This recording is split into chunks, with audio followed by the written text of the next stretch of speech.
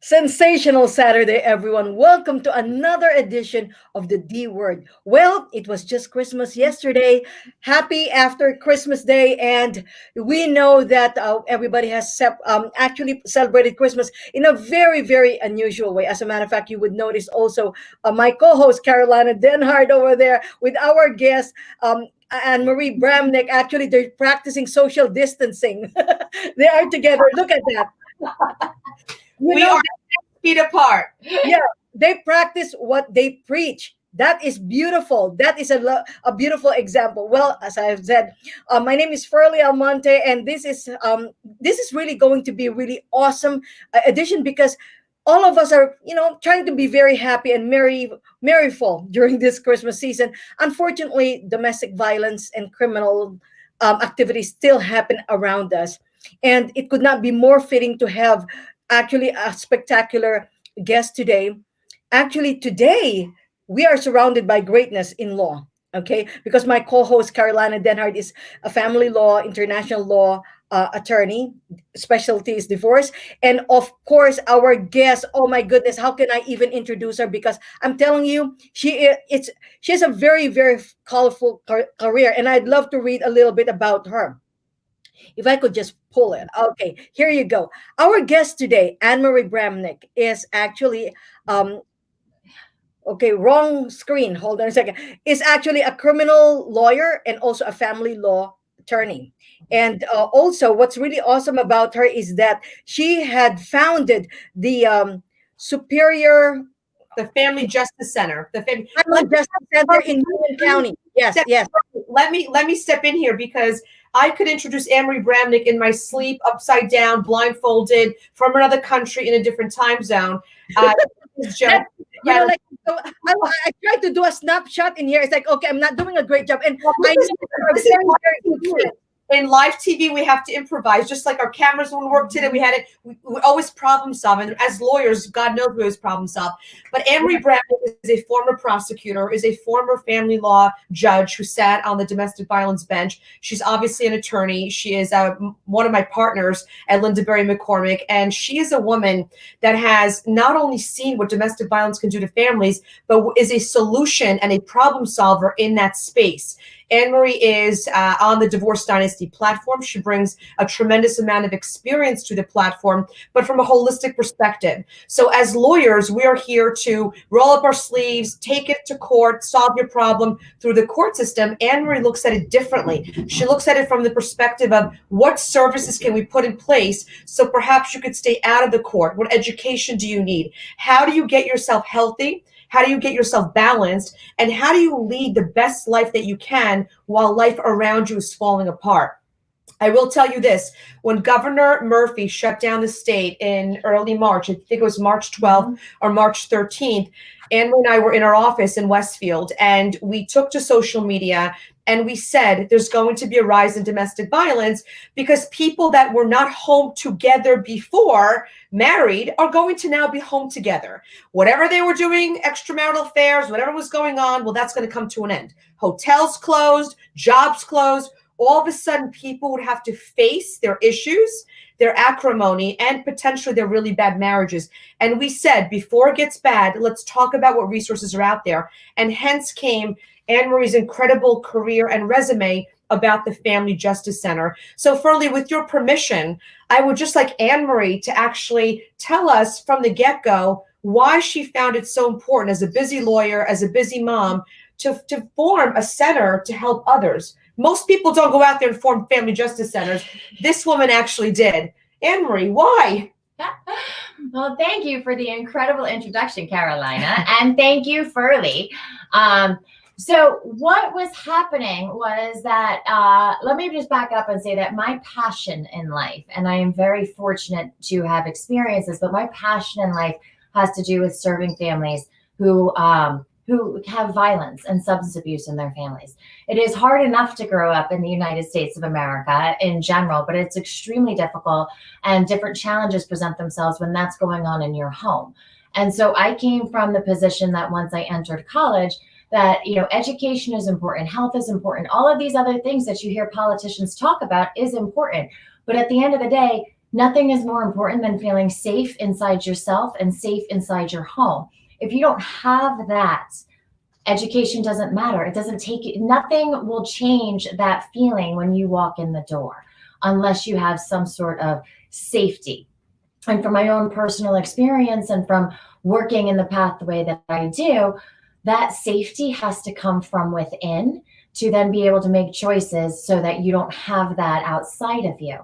And in my own personal journey in discovering this, I wanted other people to have it. I wanted other people to grow out of what they were born into a life of freedom and happiness and joy and serenity. I want people to be able to be who they are and they were intended to be when they were born. So I started the pathway by working at a domestic violence center in Monmouth County, New Jersey. And I was a family court liaison. And then from there, I went to the Rutgers University, the Institute for Women's Leadership.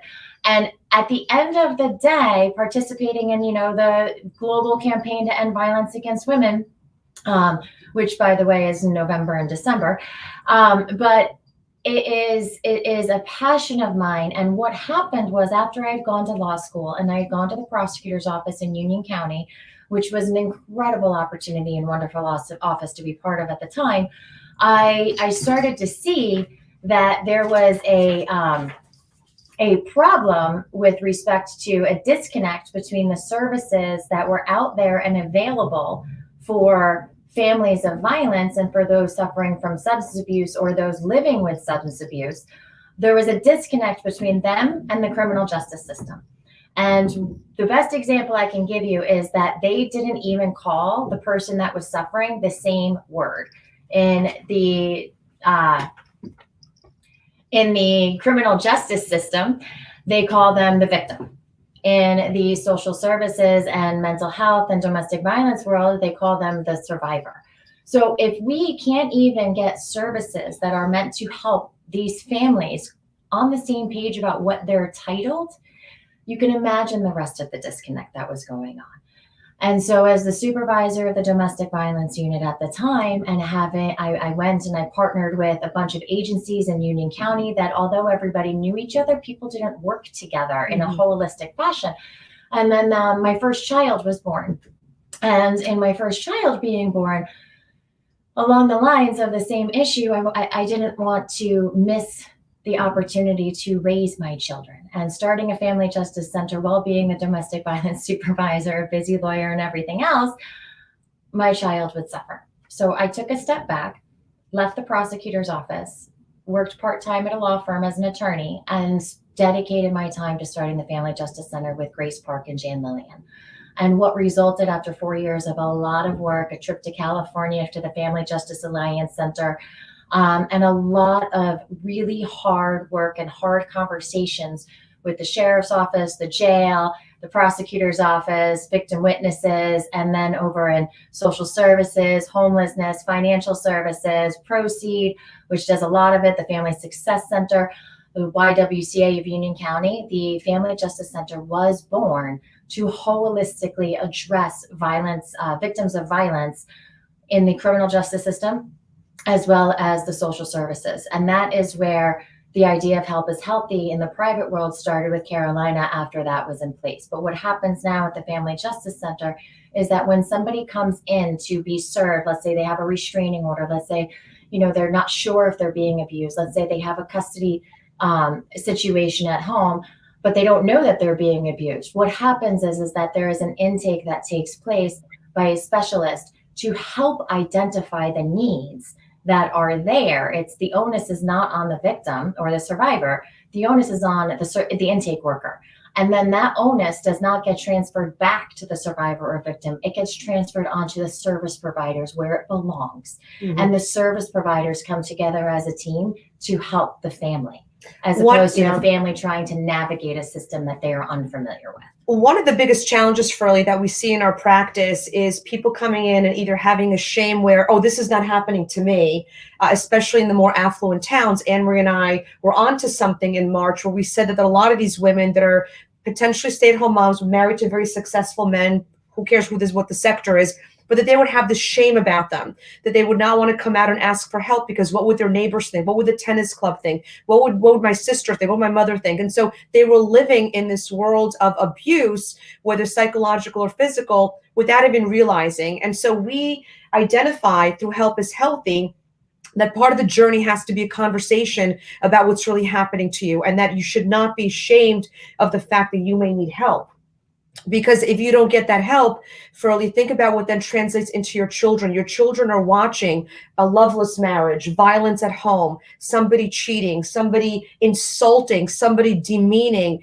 And now the next generation is starting a cycle of abuse. So through this holistic program, we're trying to bring about community liaisons and interactions so that no one gets dropped off at any point in time. Anne-Marie touched upon something now. Violence gets to a point where you have to call the police and you get a temporary restraining order. Okay, now you have the cops involved, you have the lawyers involved, you have the courts involved. We help resolve that.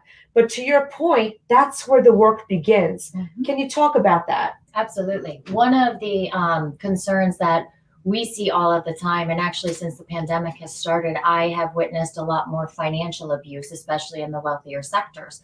And financial abuse is not something that people necessarily qualify as a domestic violence, but it is. In terms of by the time the police are called or by the time that something is filed in court, it means it's been going on for much longer. Because what domestic violence is, and I don't even like the word domestic violence, I like the word family violence better, I should say the phrase. Because what it is it's a cycle of power and control. It's a domination that is very often very, very subtle. Since the laws have caught up over the years, there are people out there who are abusive that know not to leave bruises on you where it might show in your clothes. There is also, since the laws have become more active over the last few decades, there are more and more cases of suicide that are a direct result of emotional and financial abuse. A lot of people are cognizant of the fact that physical abuse is no longer acceptable in our society. They might chalk it up to a one-off here and there, but a consistent physical abuse of like the movies in the 1970s and 80s that you might watch of what domestic violence is, that's not what it is now in 2020. What it is now is put downs. It's trying to make the victim feel like they're crazy. You know, you said you'd be home at 6. I never said that. It's an imposed isolation away from friends and family. It's a questioning of their own sanity. It's a not paying for things and having the victim use their own financial resources to pay for things for the family, so the victim is in a position financially where they can't leave. It is antagonizing. It's things like that. And what people don't seem to understand is that mental abuse, emotional abuse, and financial abuse, the natural spectrum of physical abuse is homicide. The natural spectrum of living with that and the domination for years is suicide. And that is a really big problem that we try to connect the dots in for our clients and for the people that we help. Because once the police have been called or something has been filed in court or you're meeting with an attorney, if you have been living with this, we need to provide the support for you to even immediately get through the system. When you enter the legal system, things get worse before they get better. You know, where's the fine line between, say, for example, when does it become a criminal, offense? If there was a domestic violence, is that already a criminal offense? Does it goes onto your criminal record already? Can you define a little bit more about that? Absolutely. So if you were to qualify in the state of New Jersey for a restraining order, that is actually what they call a civil order through the family courts. However, if you violate that restraining order, it crosses over into criminal court. It's the purpose behind the legislature was to create a violation of a restraining order to have serious consequences. So if you violate the restraining order and you're found guilty of that, now you have a criminal record. And contempt is something that doesn't go away. That's what the charge is called. However, if the police are called, I used to train my assistant prosecutors with this. If the police are called for a quote unquote domestic violence incident, very often 2 tracks take place at the same time in terms of they both begin with that call. One is in the family court with a restraining order, and the restraining order will also temporarily deal with child support, custody, parenting time, and anything related to that. And the other one starts in the criminal. Now, very often the person that called the police feels really bad about this and they don't want them to be in trouble criminally. It is not up to them. Once the police are called, the police have a duty to ensure that all citizens in the state of New Jersey are free from violence. So that case gets called state versus so-and-so. Whereas the restraining order is, survivor / victim versus abuser defendant. And they're going on at the same time. One of the reasons and one of the biggest problems I saw both as an advocate in a domestic violence organization as well as a prosecutor is the disconnect between criminal court and family court. They do not talk to each other. And very often the attorneys in criminal court also do not talk to the attorneys in family court. They consider them extremely separate, which is why what we do now together is really important. When we have clients come in or we have people that need help with a restraining order, the first thing we do is explain the criminal process that got started as well, because nobody's explaining it to them necessarily. And at the same time, a lot of times nowadays in New Jersey, immigration gets raised, and immigration can be used as a weapon in order to try and dominate and control somebody. I have a background in immigration, so we can tag team all of these issues to empower people to understand their choices, and in those choices, how each system gets affected. Because people in criminal don't talk to immigration, immigration doesn't talk to criminal, no one talks to family, family doesn't talk to anybody else. So you have to find somebody who has knowledge of all three courts, and that is very, very rare. So everybody who's listening right now need to reach out to you, Carolina, because obviously we need to talk to experts, actually, specialists, legal eagles. I know, like I'm not supposed to say experts, but the Bar Association doesn't want us to be experts, but it's very important that when you have a unique situation, you go to the right person, right? You need a cardiologist, you're not going to go to a podiatrist, right? You need to go to the right person. And through these talks and through the Divorce Dynasty platform, through the people that we bring together, through our backgrounds. I mean, I have a background in social work. My first career was, working in that space for 10 years. We see things differently. We see that it's got to be a holistic approach, because if you step in and solve one problem, but everything else is still boiling, you're not really solving anything and you're not helping that family. And because, Furley, I work a lot with the Polish community in Eastern Europe, that immigration becomes a huge issue. You fought your life to come here. You want to have the American dream. You have your family. Your parents struggled. My parents struggled to bring me here. All of a sudden, we have a little situation, which could be a big situation, maybe not though, and we are now threatening each other. I'll show you, and then that show you could get you deported. So the explanation of the services is critical so that people could then make the right decision. But one thing I want to touch upon too that Amory and I see quite often is this fear factor. We just had a case recently where there was obvious domestic violence, physical domestic violence that crossed over into a real threat of somebody's safety and life. And then what happened was, once the TRO was in place and once immigration became involved and there's a little child and the man is the breadwinner, the woman shut down in fear. And we could only do so much by way of explanation. But we know, because we're experienced in this realm, that that person out of fear decided to drop everything, not because she feels safe. So our struggle right now is, how do we continue bringing education to people to explain to them that, of course, you're going to feel scared. Of course, there's going to be a lot of what ifs. But if you connect with the right support systems, you will get through it. Life is not easy. You have to stumble. You cannot give in out of fear and out of lack of education. that's why you said that, your program is about growing towards freedom, right? But I have a question first. Okay, you are dealing with family law, you're also dealing with criminal law, and you are also a specialist in immigration. So does somebody who seeks your services need to have an immigration attorney separately, or is that something that you provide? If somebody comes to you, a family, they have all of the problems brewing from domestic violence, immigration, all that, could you take care of all of them, or do they need different lawyers for each of their problems? It really depends. It depends on the case. I mean, Anne-Marie has experience in criminal law. She's a former prosecutor. She's experience in immigration law. But the beauty of the Divorce Dynasty platform is that we have the best of the best, right? So we have Michael Wilds, who is only focuses on immigration law. He's Melania Trump's immigration counsel. The man, his father got green cards for John Lennon and Yoko Ono. So, I mean, we go high, right? But we know how to, we call it a triage of a case. So it's almost like you go to a doctor, they do an intake, and they figure out what you need. Do you stay with your general practitioner, or do you need to bring in other people? Every case is different. It depends on how deep we need to go. And this is something that we talk about and then decide what we need to counsel our clients on. I think that's a really fantastic way of explaining it. I think that for Early, it's really case specific. But one of the reasons that I love how Carolina and I work together is because we do have knowledge in those areas. That if we have the information. I cannot tell you how many family and law attorneys will say, oh, well, you can't file for divorce, you'll get deported. That's not true. Or they'll get deported. That's not true. I can't tell you how many times people have said, well, if you don't drop the criminal charges, this is going to happen in family court. That's not true either. So we also, in addition to Michael Wells, also have Doug Anton in Divorce Dynasty, who is one of the best criminal defense attorneys out there.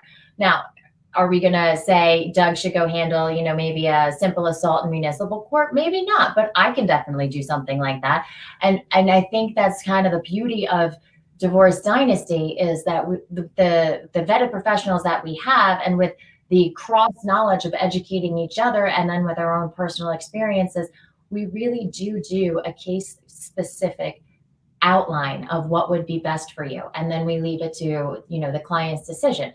If you're charged with something that's absolutely huge and I'm capable of doing it, but do you want to have a consult with Doug Anton to see who you feel more comfortable with?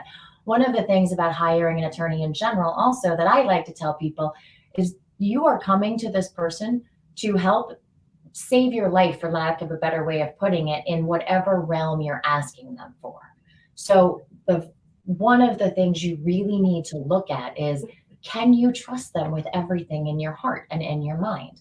Because the worst thing to happen to an attorney is to not know everything from their client. So I need you to be able to connect enough with me to tell me everything and the truth so that I can best protect you no matter what. And if that's not me on a criminal matter, maybe it's Doug. So you should talk to both of us to see who you have a better connection with on that. Same with family people that come in for Carolina. Who do you connect better with? That might be an opportunity then where we're both working on the case, but that's the person that's going to call you and be the connection for you. And one of the things I just want to highlight about what we do is that, I mentioned before, and this is all about growing towards freedom. By the time that you call us and by the time that you get to the system, however you get here, it is that I know that most people have been through hell and back and they're tired. But unfortunately, it is just the beginning of growing. And growth means 2 steps forward, 1 step back. Someday 1 step forward, 2 steps back. And that's where the Divorce Dynasty platform becomes really important, because getting you through this process in general and then out of the process, we create a support network for you. We give you vetted professionals. Do you have a therapist? Do you need a support group? And do you need domestic violence education? Do you have somebody that needs substance abuse help? Or do you live with substance abuse and you need more along the lines of Al-Anon or Nar-Anon support? We have access to that. And while we do put the onus on them to call and reach out for help, we make it easier by providing that information. Because in order to do that growth dance towards freedom, you need people other than just your lawyer. And the family justice system supports that wholeheartedly, obviously. Now, who would be the right people who would seek the assistance of the family justice system in Union County, for instance? The Family Justice Center. I mean, my goodness, the services are so vast. It's really anybody that's in crisis resulting from a domestic violence situation, a family violence situation. We have women that come into us and say, my husband's about to leave me. I caught him cheating. He took the checkbook, cut off my credit cards. What am I to do? They don't think that that's domestic family violence because it has to do with no access to money. But when you can't feed your children and you can't put gas in your car and he's threatening to flee back to whatever country and leave you here, that is family violence. So what we do through our platforms and our initiatives is we educate people on what it is. What does family violence mean? It's not just the classic O.J. Simpson black eye. And as Amory was explaining so eloquently a little bit ago, in today's world, there's so much more opportunity to abuse someone through social media, through texting, through following, through tracking. There's so much more opportunity. It's not just pushing someone. Right. Actually, I love what you said about it being subtle, that you don't realize that it actually is abuse. And the term that financial abuse actually never came around before until today. And so people do not understand that there's actual a label to that. Is the center pro bono? So can I just touch on the subtlety part, and then I will answer your question Yes, for please. promise. But Frederick Douglass said back when slavery was still a thing that the chains are too soft until they're too hard to break by yourself. And I think that that's what it really comes down to, is that if you really truly want to be free and even just have the desire to know what it would like to be free, you need multiple supports in place. And that is what we do. That is what the Family Justice Center does. The Family Justice Center primarily helps anybody and everybody that comes in there who experiences domestic violence. They will help you determine whether or not you qualify for a restraining order if that's what you want. They have resources with respect to child abuse. They have resources with respect to therapists one-on-one and group education on what domestic violence is. They have support groups. They have access to Partners for Women in Justice, which is an amazing organization in Essex, Middlesex, and Union counties, where they have pro bono attorneys for restraining orders and final restraining orders. And when those pro bono attorneys cannot take the case, they help walk you through representing yourself. The one thing the Family Justice Center does not have 100% yet is divorce help, but that's also where Carolina and I come in by liaisoning with them. We're happy to talk to people so long as conflict search, passes. We're happy to talk to people. We're happy to help you. We really try to take clients' finances into account when also seeking to get divorced, in terms of what is the best way of doing it to help keep money in your pocket, not ours. And they also have access to law enforcement. So if there are violations of restraining orders, it's not uncommon, unfortunately, for there to be a violation of the restraining order. Let's say somebody who has the restraining order against them is sitting outside the house. Well, technically sitting outside the house across the street, parked in front of the person's home, is not a violation because you're not on their property. Yet for anybody who's ever been a victim of violence, that's terrifying. And so that's part of the disconnect between the police and the services. And so the services and the police work together. And even when we have clients who say things like that, they have things that are terrified and heightened to them because of whether it's PTSD or just a traumatic event, that I will say, I completely understand your reaction to this. Unfortunately, the law is not your solution here. However, if you call our therapist, Mary, and you sign up for a few sessions with her, she will help tame that reaction so that if that person is going to keep doing that to bother you, you stop reacting. Yeah. Because part of growing towards freedom is changing your response. Even though it doesn't feel like it should be, it is. Yeah. This is a question for both of you. Okay, we're approaching the new year, all right? And there's still some people who are scared and ashamed to come out and talk to somebody about it. What would you advise them? Carolina, you can start first. So I actually am working with a couple of women right now who have been speaking to me for over a year. So think about how long my potential engagement with some clients may be. Not everybody is as lucky as I was, and I'm going to say that I was lucky. My divorce came about from a knee-jerk reaction. Something happened, I'm out. I'm a very black and white person. You did this, I'm out, we're done. But I'm a strange bird, right? most people go through, I don't know, I'm not sure, what will it mean, the finances, but we've been married for so many years, we have kids. There's all sorts of things. What I say to people is you have to take an inventory of your own life, okay? Life goes by like this. It's a blink of an eye. It was just Christmas. It's Christmas again. Sit down and be honest with yourself about, do you want to live your life this way? If you do, and you just want to tweak a couple things, go to marriage counseling. Try to establish communication. Go to some sort of a therapy with your spouse. If the answer is, I want to be married, but not to this person, then you have to start the process for getting yourself out, because you don't want to do this in 10 more years and then feel guilty about what you've done, how you've robbed yourself of your own life. But with that comes education. I say to my clients, talk to me, talk to that lawyer, another lawyer, down the shore, talk to people, get a notepad, answer all your questions. Never make a decision if you don't know what's waiting for you. But the worst thing that my clients or my potential clients could do is live in a state of confusion and a state of, I don't know, I'll just see what happens. That's not a way to live. And that's amen. That's my amen. I was about to say,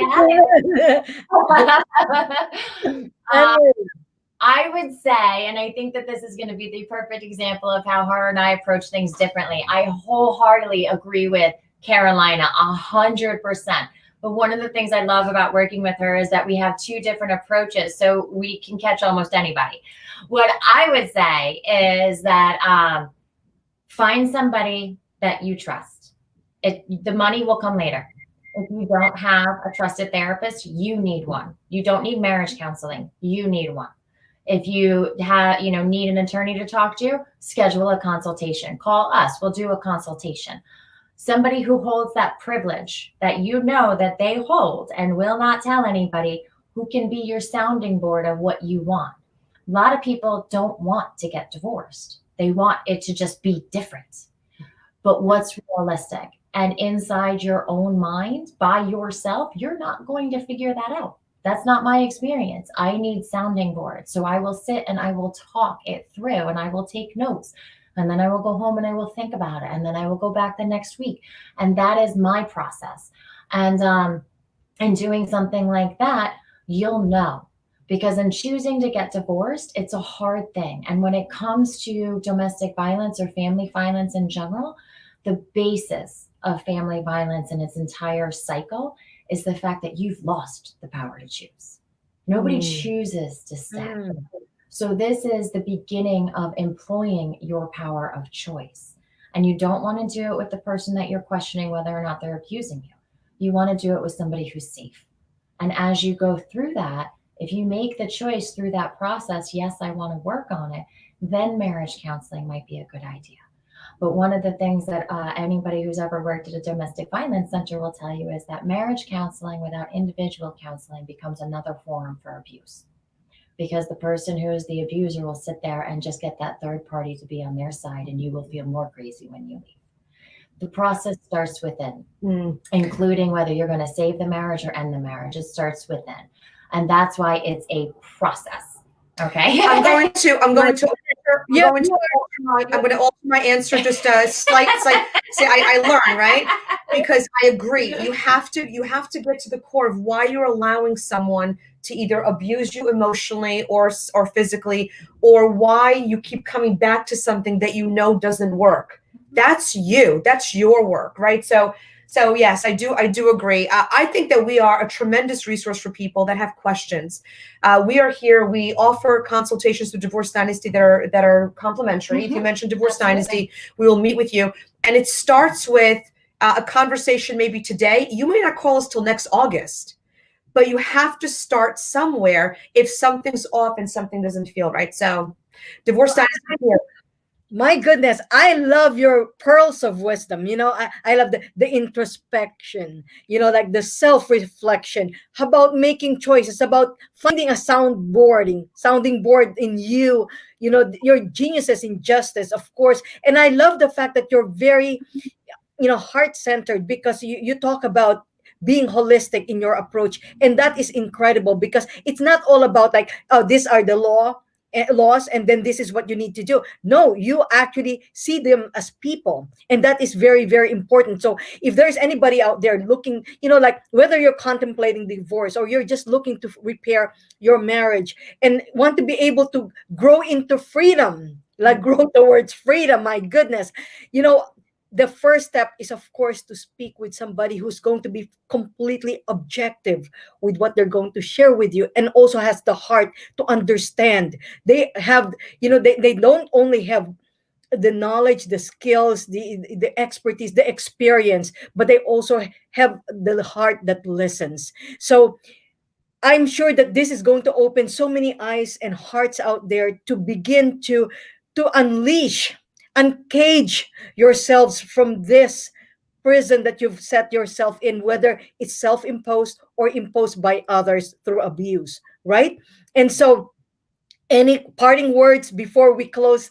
Because the next one would be actually, our next broadcast will be after New Year. So, last words, Anne Marie. Last words. Okay. Well, as anybody enters 2021 and the world starts to shift back to a little bit of a new normal, I encourage anybody out there that has had these questions, that has endured some type of, I will just say, difficulties at home. And like I said, the most that I've seen in the last year during the pandemic has really been financial control and emotional control. Don't let 2021, when things start open up, diminish the spirit that was ignited in you in 2020. Because this year, so many things came to light for people in their head because the world shut down and they had a chance to do it. Don't lose that. Pick up the phone, call us. We are happy to do a consultation. My number is 908-403-4338. Text me anytime. We'll run the conflict search. We will go ahead.